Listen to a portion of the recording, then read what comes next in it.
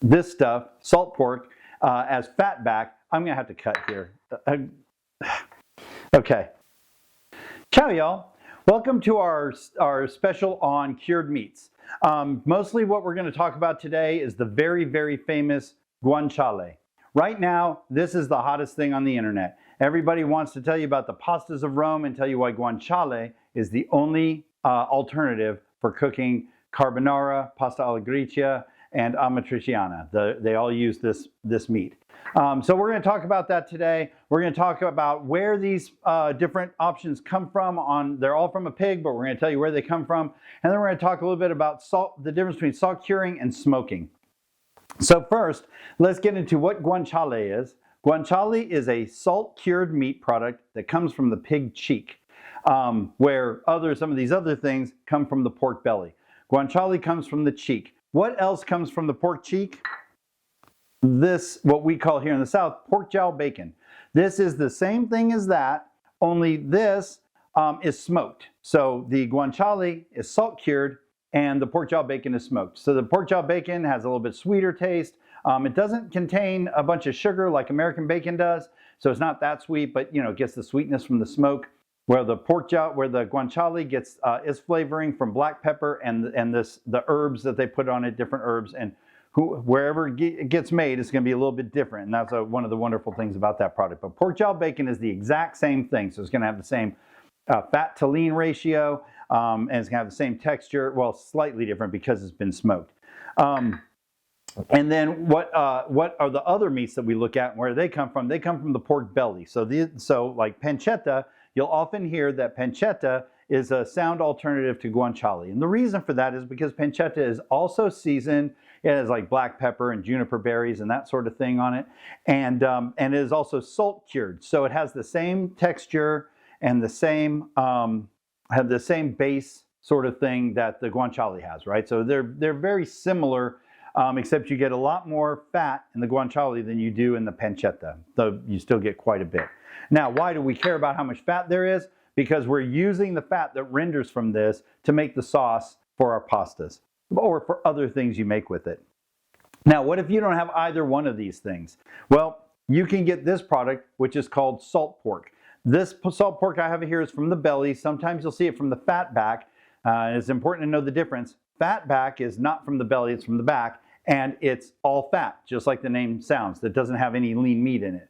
This is the same thing as like American bacon or like this pancetta. It's streaky with meat and fat, and this comes with the skin on it usually, which is fine. If you're crisping it up, that's really delicious, but if you don't want the skin, you can just trim it right off. Okay, so those come from the belly. Now, I'm going to talk a little bit more about pancetta specifically because there are two types of pancetta. There's a rolled pancetta, which is what you usually see in the deli window, and they slice that and you put it on sandwiches or serve it with cheese. And then you have the pancetta that comes as a flat rasher. I've never seen that anywhere. I know they sell it in Italy, but I never see it here in the States. Somebody is going to comment and say, oh, they got it in my store, and that's awesome. But they don't have it in any of mine. In fact, none of my delis, I don't have delis here. I have grocery stores that have a deli counter. And none of mine even have the rolled pancetta. The only pancetta I can buy in the store is this stuff that comes pre-diced. This is my least preferred way to buy it because it's the dices are too small. That's the only reason though. If I could get obviously preferably I'd like the flat, but if I can't get that, I can go to the deli if they had the rolled, if any of mine had the rolled, and when I used to be able to get it, this is what I would tell them. I'd usually tell them to cut it on number 6 or number 7. That would give me, number 6 or number 8.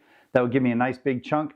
You can just discuss with your deli person if you have one and they have the stuff, and just basically tell them about how thick you want it, right? And they know how thick to cut it. But to say like number 6 is a good option, or number 8 if you want it really thick.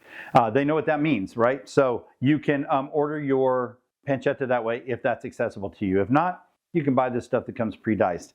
Me, I generally make my own pancetta, but it's not something I make often because it takes months to make. So I make it like maybe once a year. And so I don't have any right now, or I would show that off and tell you how cool I am because I make pancetta, but it's not.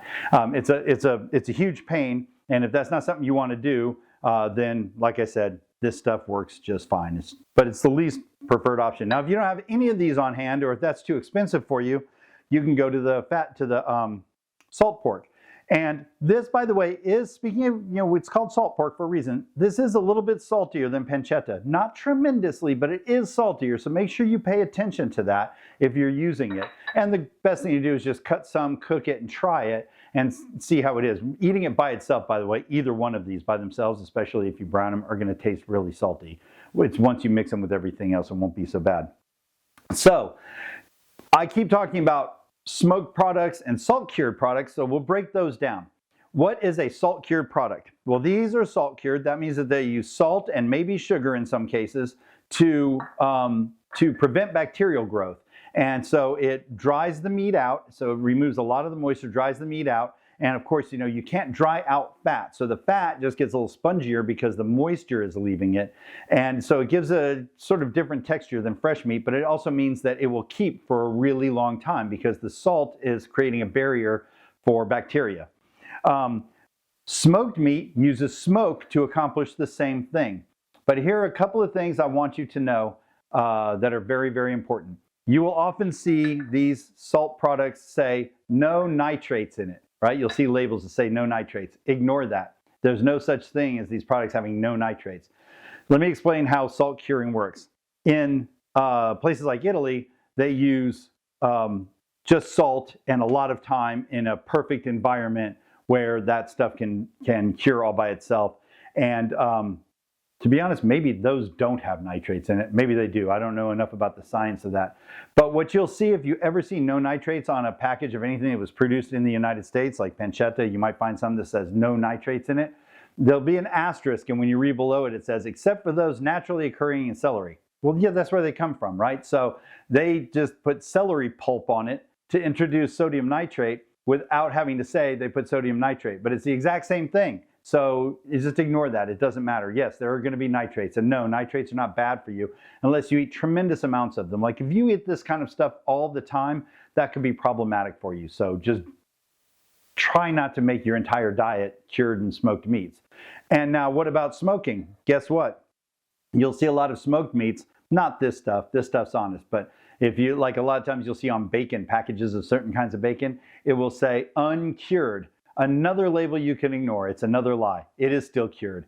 But again, you're going to find out that what they did is they used celery or something else to introduce curing agents into it. Before you smoke something, you do also have to cure it. It's not the same. Like this stuff, guanciale is a perfect example. This cures for months and months and months. Before you smoke bacon, you only have to cure it for a couple of days. So then once you smoke, that helps it protected during the smoking process, and then after it's smoked, it's protected by the smoking. So they're all cured. All of these things have been cured, and then the smoked product has been smoked. That's the difference. And when we talk about smoking, there's another thing, one last thing I want to talk about when it comes to smoked meats. There are two different ways to smoke meats, cold smoking and hot smoking. If you're cold smoking, that's when you have to use some sort of cure. And the cure can be a liquid brine, by the way, that's still salt and sometimes sugar, and then, it soaks in there for however much time, which is how they do like corned beef, for example. Or it can be like dry brine where you're salting it on the surface, which is how this stuff would be done. Or like American bacon. American bacon, they use usually brown sugar and a lot of salt, and they cure it for a short time, and then they smoke it. Cold smoking, which is how bacon or pork jowl bacon or ham, for example, are made. Cold smoking is done at temperatures between 140 degrees and 160 degrees, okay, depending on what it is. And it's smoked over the course sometimes of days, like whole hams are smoked over the course of days at a very low temperature, a temperature that's just the same temperature that's safe to eat. So they're not getting it hot first and then cooling it down. Hot smoking, or just like the kind of smoking you do in your backyard if you're making barbecue or you're making some ribs or something like that, where you get that nice juicy pull apart, you're doing that at somewhere normally around 225. So a much higher temperature, getting the meat up to 190, and then you're going to consume it. You have killed all the bacteria in that meat during that smoking process. So you could conceivably take a rack of ribs, introduce no cure to it, throw it on your smoker, and it's going to be perfectly safe because you cooked it at a high temperature until you pasteurized whatever bacteria might have been in there. On the other hand, you could brine it first, which helps preserve the juiciness of the meat, even if you are high temp cooking it. And when I say high temp, I mean like 225, not like high temp like when you cook something in your oven at 400.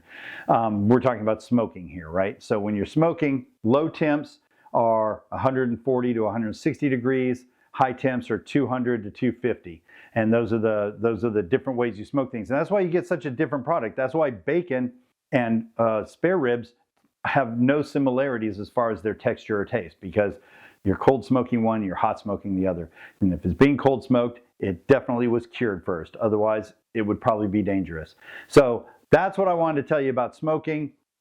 So we've covered what guanciale is. And by the way, I didn't mention this. This stuff is absurdly expensive, which is sort of why we're on this track. Not only is it really hard to find in the US, but it is outrageously expensive.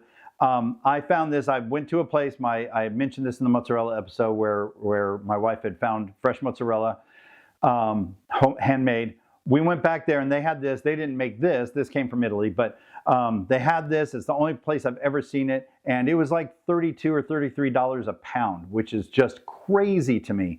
So I did cook some yesterday to taste it, and it is unbelievable. It was so worth it. I'll never buy it again, but I'm going to use all of this. And it was very exciting. It's very tasty stuff. It tastes different from all these other things. But again, what we're trying to do, we're trying to get you in the kitchen. We're trying to cook. We want you to prepare wonderful food for your friends and your family to enjoy. And you don't have to spend 33 bucks a pound to do it. This is a half-pound piece, by the way. So you do that math. So, buy whatever you can get out of any of these things. They all work. All of these, or American bacon. You can use American bacon. Just know that American bacon is kind of overpowering in its taste. So it will make your carbonara taste like bacon. But there's nothing wrong with that either. So it's still good. All of these things are options, just so you know that. And so again, we covered what the difference is between cheek meat, what the difference between cheek meat and belly meat, what the difference is between cured meats and smoked meats.